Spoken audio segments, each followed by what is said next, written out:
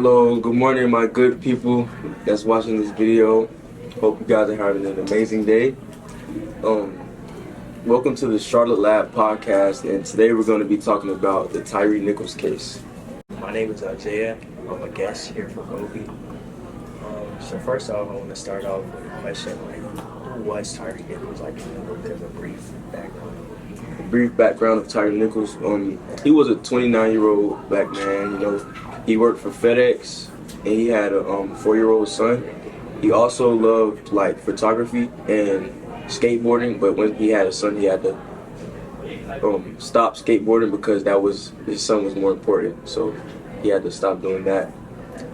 But Tyre Nichols, he was brutally murdered by 5 black police officers, and it was really 7 in the whole thing, but he was brutally murdered by 5 black police officers, and he got stopped because he was doing reckless driving. But when the police officers stopped him, they didn't have their body cameras on, or they didn't tell him why they stopped him. As a police officer, you should always let the people know why you stopped them, and before you even try to arrest them or anything. You feel me? Reading their rights. Huh? It's like that. Things of that nature, like reading them their rights. Yeah, reading them their rights and stuff, and telling them why they were stopped. But they didn't, and they were questioning him and stuff like that, and he felt unsafe. So when they pulled him out of the car aggressively, trying to arrest him and stuff, and suddenly he got away and started running. So when he started running, he got stopped a few houses down from his mom's house, and that's when they were beating him with a baton, kicking him in the head, just punching him while he was being held at the same time. So that's crazy. And we talk about black power, and we gotta stand up for our people, but when stuff like this happens, it makes it hard for people to stand up for our people, because when you have 5 black police officers beating up a black man, it's just not right at all. You feel me? The 5 officers that were beating him were charged with second degree murder, aggravated assault, and aggravated kidnapping, and they all were found guilty. But the other 2 officers that were involved with the case, they were released and continuing the case, but they were white police officers. So that just shows how our justice system is nowadays.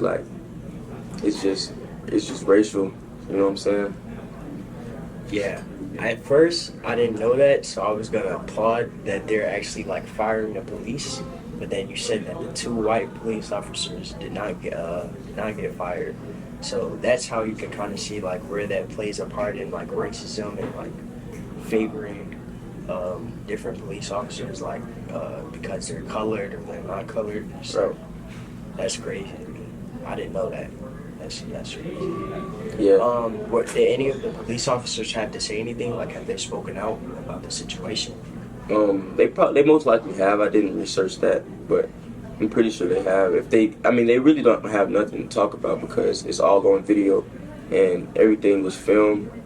The whole world can see what they did, and it's not like it's hidden or anything. They have a getaway to for example, to say they didn't do it, or they didn't they just didn't do it because it's all on video. But the 5 police officers that were charged the names were Tadarius Bean, Demetrius Haley, Emmett Martin, Desmond Mills Jr., and Justin Smith. They were all directly responsible for Tyre Nichols' death. You got any more questions? Did Tyre Nichols? I don't even know if she would have anything to say about that, especially him being killed a few houses down from her house. I could just imagine that's traumatizing. His mother? Yeah. But his mother was saying he had his mother's name tattooed on his arm. She was saying he was a beautiful son, stuff like that, and he didn't deserve what he had gotten to him and stuff. But I just can't imagine how she feels about it, because that's her child, you know. That was her only child? Nah, that was her own child. Oh. I don't know if it was her only child, but I know that was her child. And losing a son to something like that is just traumatizing, you know. It can be hard for her. I know it was hard for her to get over it. She still probably hasn't gotten over it. But, yeah, that's just the life we live in, you know. The reason he ran was because, like, again, he felt unsafe, and when he was dragged out of the car, they were like cussing at him and just doing unnecessary aggressiveness stuff. So he felt totally unsafe. So he got out and ran, and then that's when they caught him. But also, the fire department that was coming, they also got fired because when they came, they didn't even like give him no, like, they didn't rush him to the hospital or anything. They didn't really rush to get him like treatment. Yeah, they didn't rush to get him treatment or anything. Like, so they was also fired too. Right. I feel like Yeah. these officers, I feel like they're pretty much getting like they're not sugarcoating it for them. Right.